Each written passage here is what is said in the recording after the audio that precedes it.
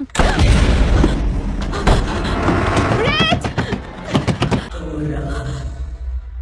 रहो मुझसे, दोबारा मुझे सोफी से अलग मत करना।